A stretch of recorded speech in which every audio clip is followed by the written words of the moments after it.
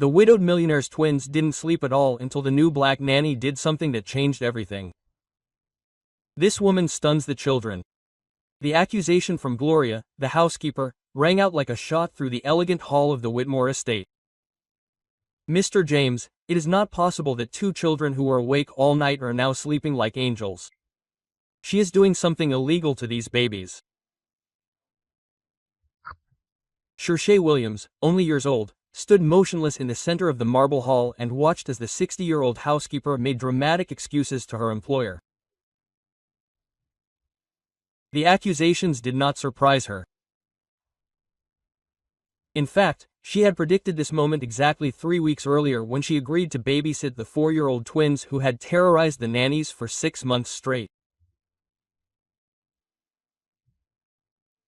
James W. H. M. Moore, real estate mogul and inconsolable widow, looked back and forth between his 15-year-old housekeeper and the young black nanny who had transformed his home from a place of constant screaming into an oasis of peace.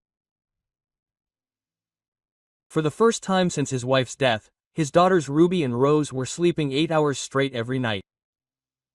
"Gloria, those are very serious allegations," he muttered, clearly uncomfortable with the situation. "Seriously, Mr. James, this person came here from the Detroit suburbs with no credentials to speak of." Gloria spat the words out like poison, and suddenly our girls, who screamed like babies every night with nightmares, were asleep. Something was very wrong. Kate took a deep breath and her eyes met James's briefly. There was something in that look. It wasn't just gratitude for the peace she had brought into the house, but genuine curiosity about who she really was. Why would a woman with her high level of education and impressive knowledge of child development take a job that made other nannies walk away in tears? "If you insist on investigating my methods," Casher said with a calmness that made Gloria hesitate for a moment, "I suggest we install cameras in the girls' room. That way, everyone can see exactly what happens at night." The suggestion surprised everyone. A guilty person would never demand more surveillance. James frowned and studied the nanny's serene face. There was something about her demeanor, an unwavering confidence, that didn't fit a child. Caregiver. In the last few days, he had noticed odd details. Kesher spoke 3 languages fluently, cited neuroscientific studies on childhood with academic precision, and had a presence that made even important visitors respect her opinion of the children. 3 weeks earlier, when the employment agency called offering their services, he was distraught. 6 nannies had quit in less than 2 months. Ruby and Rose, traumatized by their mother's sudden death in a car accident, spent their nights screaming, crying, and sleepless. The entire house was exhausted. Gloria had always made her opinion of those who cared for children from good families clear. But when Kay arrived that first afternoon, something changed abruptly. The twins, who were normally hostile to strangers, approached her curiously. And that first night, miraculously, they slept for 6 hours straight. "Cameras," Gloria stammered, clearly not expecting that answer.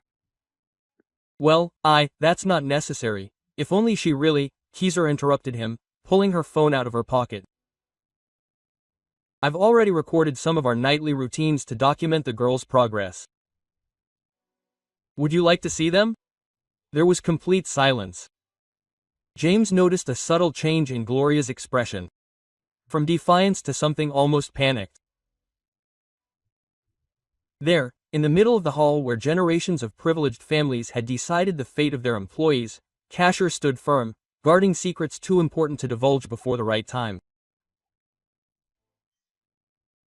If this tale of prejudice disguised as concern touched you, don't forget to subscribe to the channel.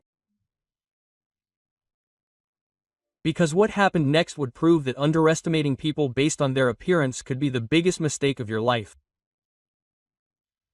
Gloria wasn't about to back down. In her 15 years with the Whitmore family, she had built a reputation for unquestioning loyalty, and she wasn't about to let any opportunist ruin her privileged position in the household. "Mr. James, you have to understand what's going on here," she insisted, walking to the window overlooking the garden where Ruby and Rose were playing for the first time in months. This woman appears out of nowhere, without proper credentials from respected families, and suddenly she has magical powers with children. Please. James watched as his daughters ran freely across the lawn, their laughter returning for the first time since their mother's funeral. It was impossible to deny the transformation. They were eating regularly, sleeping 8 hours a night, and had even returned to kindergarten without panic attacks. Gloria, maybe you're overreacting. The girls are clearly being manipulated, the housekeeper interrupted, her voice rising an octave. And they don't see it because they're desperate for a solution, but I know their type. They arrive modestly, perform temporary miracles, and then start asking for favors. First a raise, then expensive gifts for their family, then access to his bank accounts.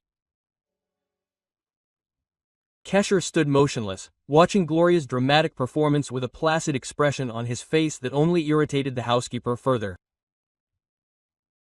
In fact, this reaction was exactly what she had expected from day one.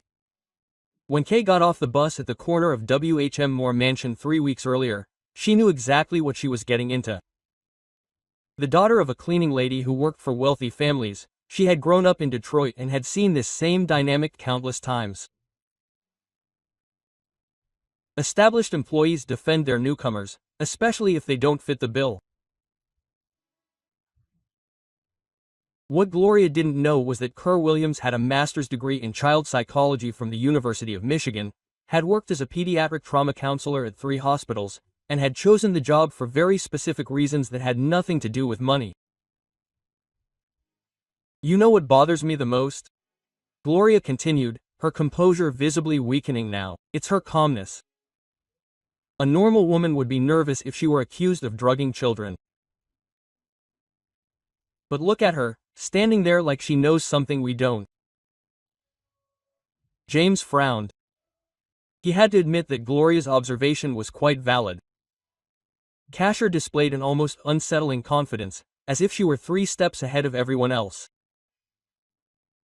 Actually, Kesher said quietly, I know something you don't. There was complete silence. Gloria paled slightly, as if she had just conjured up something she didn't want to face. I know Ruby wakes up at 2:30 in the morning because she dreams she's falling. Just like her mother did when the car flipped over. Kesher continued. Her voice remained calm. I know Rose can't sleep until she's checked that all the doors are locked because in her subconscious, the house isn't safe anymore since Mom left and didn't come back.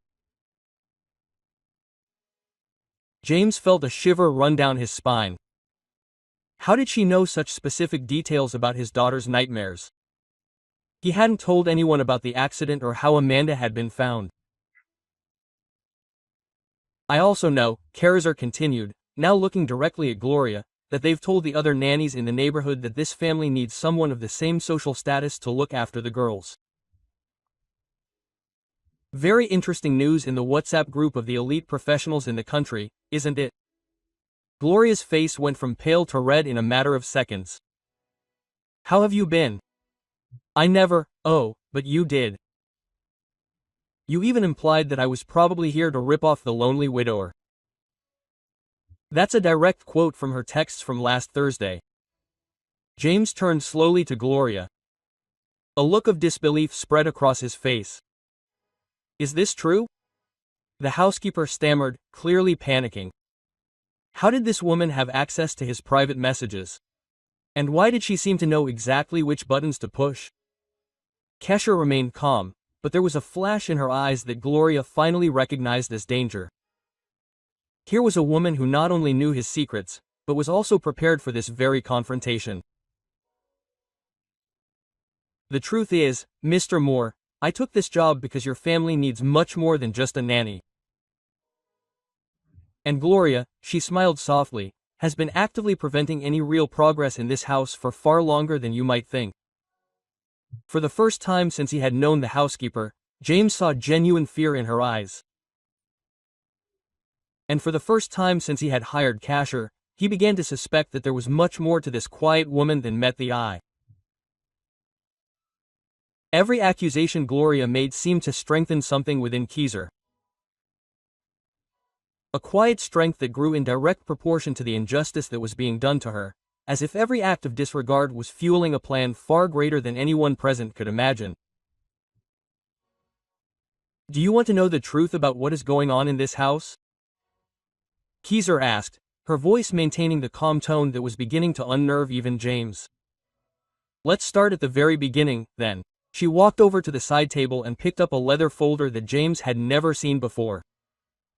"Gloria, are you sure you want to continue with these accusations? Because once I open this folder, there will be no going back." The panic in the housekeeper's eyes was almost palpable now. "Mr. James, she's trying to intimidate us. This is exactly the kind of manipulative behavior I was talking about." But James watched, fascinated, as the transformation unfolded before his eyes. The woman he'd hired as his nanny revealed a complexity that was completely at odds with his expectations. Kasher wasn't just polite, she was strategic. She wasn't just competent, she was impressive. "When I took this job 3 weeks ago," Kasher continued, opening the folder, "it wasn't because I urgently needed a job. It was because I got a very interesting call from someone you know well." She pulled up an audio recording from her phone. "Dr. Patricia Coleman, the pediatrician who's been treating Ruby and Rose for the past 2 years. She contacted me after Gloria's call to question my professional competence before I'd even started working here." James felt a shiver run down his spine. "Gloria, you called the girl's pediatrician." "I just wanted to ask if she knew this person." Gloria stammered. She realized she had fallen into a trap she didn't even know existed. Kay pressed play. Dr. Coleman's clear voice echoed through the room. "Gloria, I have to tell you something. Kasher Williams is no ordinary nanny. She has a master's degree in child psychology and specializes in pediatric trauma. When I heard she had taken on the WHM Moore twins, I was intrigued. A professional of her caliber doesn't take on housework out of necessity." The silence that followed was broken only by the muffled sounds of children playing in the yard. James looked at Kay as if seeing her for the first time. "You have a master's degree. University of Michigan." "I worked at Detroit Children's Hospital for 5 years before opening my own pediatric trauma center." Kasher smiled softly. "The question, Mr. Whitmore, is, why would a psychologist specializing in trauma close a successful clinic to work as a nanny?" Gloria was now visibly panicking. "That doesn't make sense. If you're so qualified, why? Why did I take a job that pays 1/10 of my previous salary?" Kasher finished the question, because it wasn't about the money, Gloria, it was about justice. She pulled a bunch of documents from her briefcase. "6 months ago, you fired James, an employee of your company, for cultural incompatibility. Do you remember Marcus Johnson, the black engineer who designed your latest apartment complex?" James frowned, visibly uncomfortable. "Marcus, yes, there were some problems. The problem was that Gloria had hinted to her HR manager that employees like him might not fit Whitmore's image." Kasher placed a document on the table, an email dated March 3rd, copied to 5 people on the board. Gloria turned pale. "How do you have access to internal company emails?" "Because Marcus Johnson is my younger brother." The revelation hit the room like a bombshell. "And when he told me about the systematic discrimination he experienced here, I decided to personally investigate the family environment that had bred this kind of professionalism." James sank heavily into a chair and processed the information.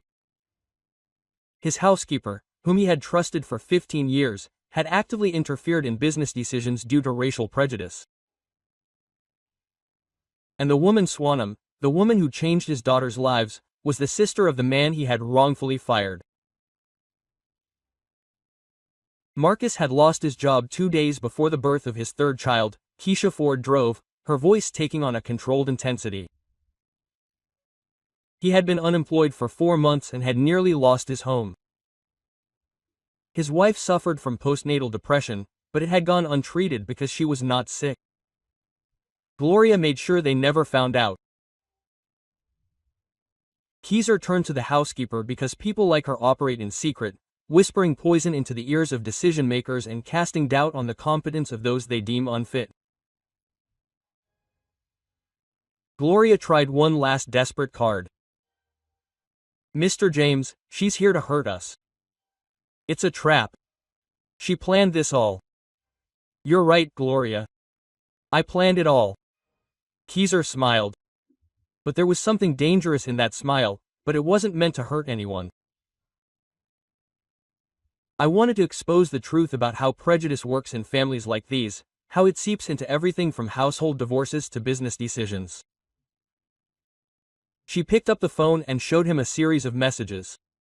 "All of our conversations over the past 21 days have been recorded with legal permission. I told you on my first day that I would be documenting my work for professional purposes. With every racist comment, every attempt at sabotage, every attempt to interfere in my relationship with the children," James watched Gloria crumble before his eyes.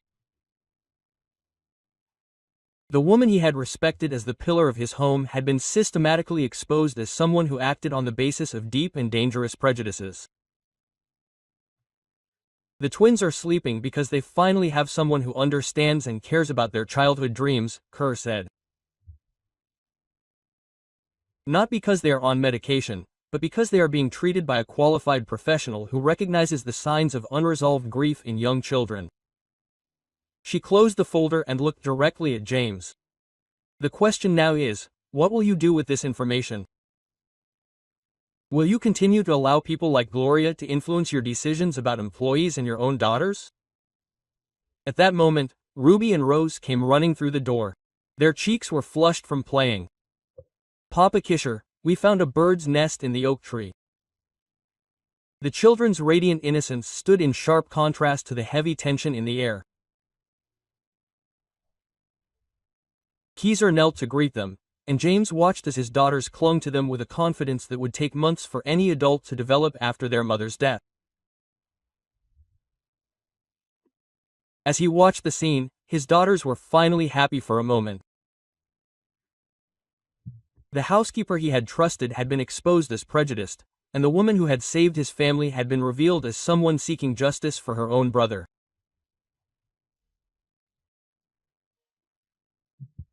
James realized he was at the center of a lesson in how privilege and power can be used to both perpetuate injustice and right it. But what neither James nor Gloria knew was that Kasher had documented much more than just conversations and messages.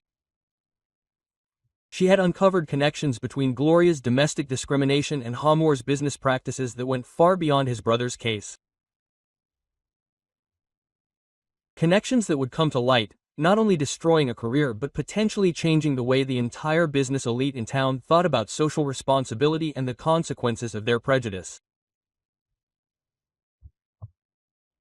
The twins' entrance briefly relieved the tension, but Kesher knew this was the moment she had been waiting for weeks.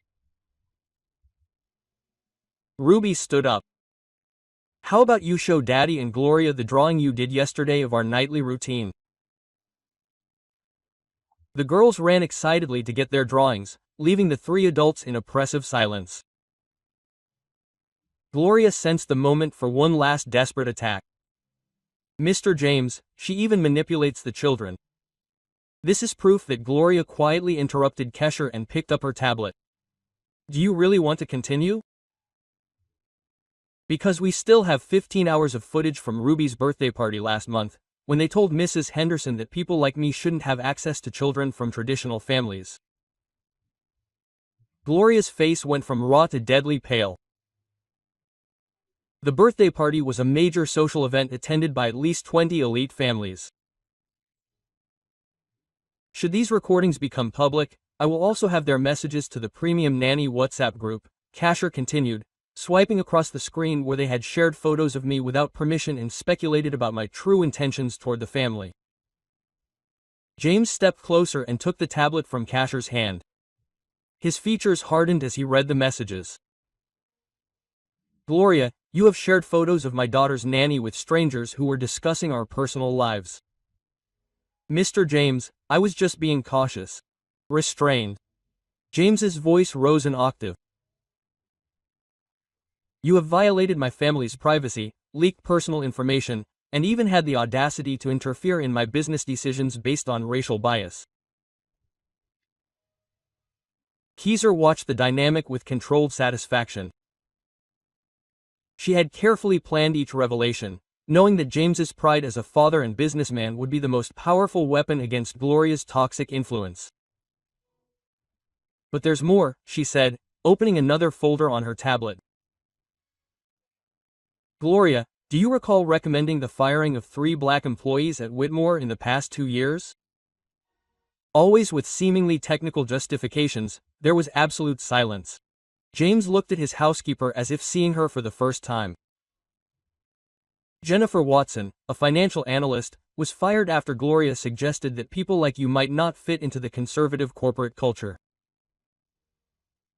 David Miller, an architect, was transferred to the least prestigious department after Gloria commented on his suitability for the client profile, and of course my brother Marcus. How did you get this inside information? James asked, genuinely confused. Because after Marcus was fired, I began systematically investigating the firing patterns at her company. I found that Gloria was in regular contact with 5 members of her HR department, always providing insights about the employees based on observations she had made at social events and family gatherings. Casher showed him a detailed chart. In the last 3 years, 6 black or Latino employees had been fired or demoted. With more industries.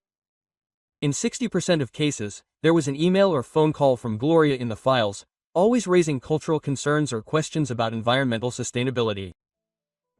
James sat down heavily and ran his hands through his hair. Oh my God, Gloria, is this true? The housekeeper finally collapsed. I was just trying to protect the family's reputation. People like you don't understand our values.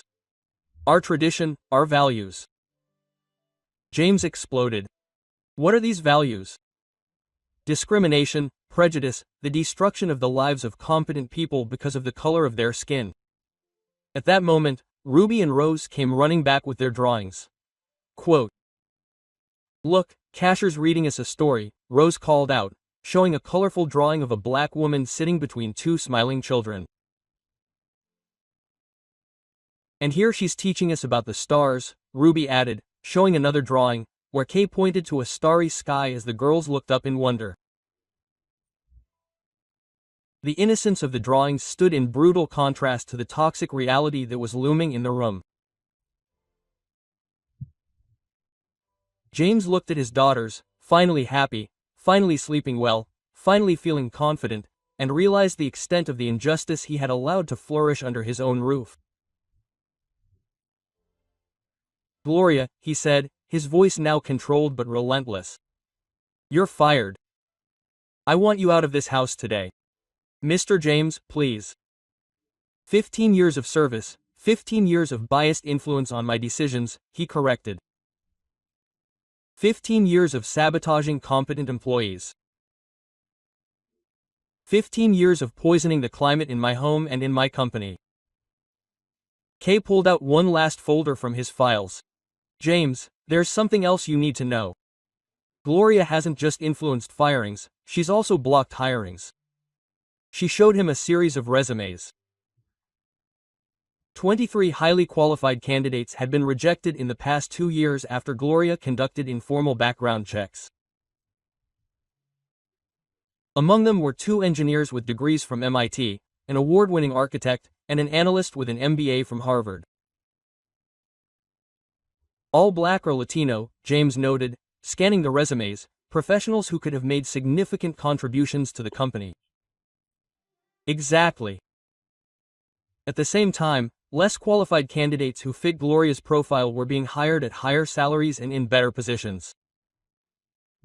Gloria made a last-ditch effort. Mr. James, she set this all up. It's a conspiracy against me. Conspiracy, Care chuckled. Gloria, it would be a conspiracy if I had made up your words, forged your emails, and created your WhatsApp messages. I was just documenting and orchestrating your own actions. James turned to his daughters, who were watching the tension between the adults in confusion. Girls, how about we go out into the garden while the adults finish talking? As the children left, he looked at Gloria one last time. You have 1 hour to pack your bags. I don't want to see you here anymore. What about the company? Cher asked. James took a deep breath. Tomorrow morning, I will conduct a complete audit of the last 3 years of hiring and firing. All affected employees will be contacted and offered reinstatement or severance packages. Gloria stumbled out of the room, completely defeated. Years of influence and power had been shattered in less than an hour in the face of her own evidence of discriminatory behavior. Kesher watched the housekeeper go and felt a deep but controlled sigh of relief, satisfaction. It wasn't cruelty, it was pure justice, administered with surgical precision. Why? James asked when they were alone. Why all this trouble? Come here, take care of my daughters. Face all this prejudice just to expose Gloria, because unchallenged injustice is ongoing injustice, Keezer replied simply, and because Ruby and Rose deserve to grow up in an environment where competence matters more than skin color. But there was one final revelation that neither James nor Gloria knew.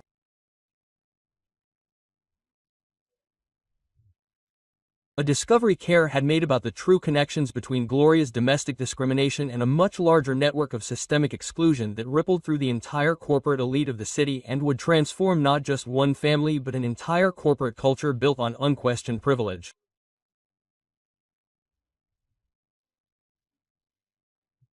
Six months later, the Whitmore twins' transformation was just a small part of a much larger revolution that Kay had been quietly orchestrating.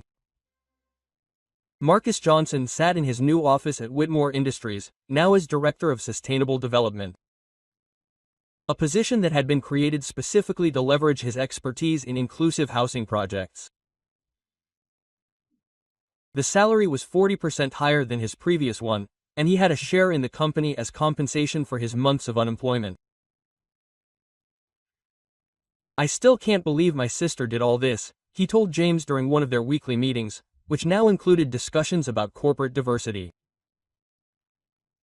She had been planning every move for months.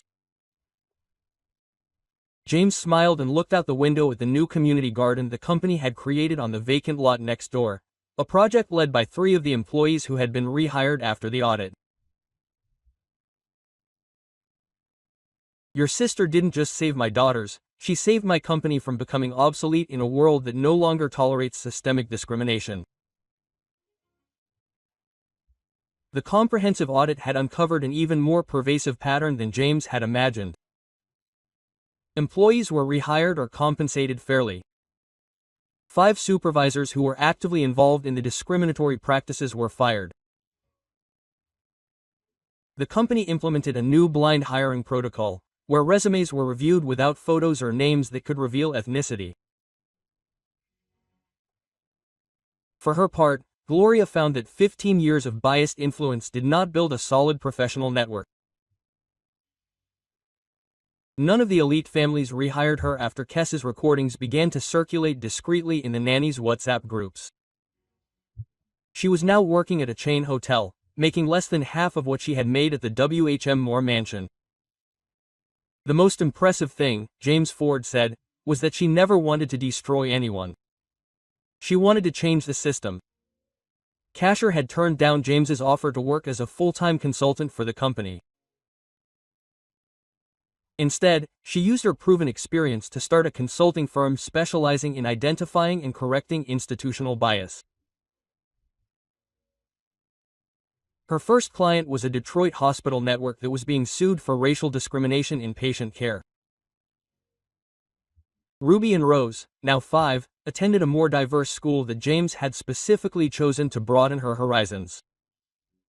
Kesher still visited twice a week. No longer a nanny, but Aunt Kesher, the woman who had turned nightmares into peaceful dreams and taught them that families were built on love, not prejudice. Dad, is Aunt Kesher coming to my birthday party? Rose asked over breakfast. She was wearing the star necklace she never took off. Princess, of course. And then Uncle Marcus too, James replied, still surprised at how natural it felt to call Kesher's brother family. The true measure of Kesher's success wasn't the impressive numbers from her consulting firm or the 23 employees she'd helped get rehired at Whitmore Industries. It was the call she'd received the week before from a young black mother in Chicago who'd seen her interview on a social justice podcast. My 6-year-old son is being discriminated against at school, the woman said. The teachers say he's struggling, but I know he's smart. Can you help me document what's going on? Kesher smiled and picked up a new notebook. Let's start at the beginning. Tell me everything you've noticed, because the best revenge isn't about destroying those who hurt you. It's about building bridges where there were walls, creating opportunity where there was exclusion, and turning pain into meaning. James Whitmore learned that privilege without awareness is a dangerous weapon. But privilege with meaning can rewrite entire histories. Gloria tried to use prejudice as a tool of power, but found that hatred always builds sandcastles. Kesher used intelligence as justice and created a legacy that will last for generations. If this story of transformation through courage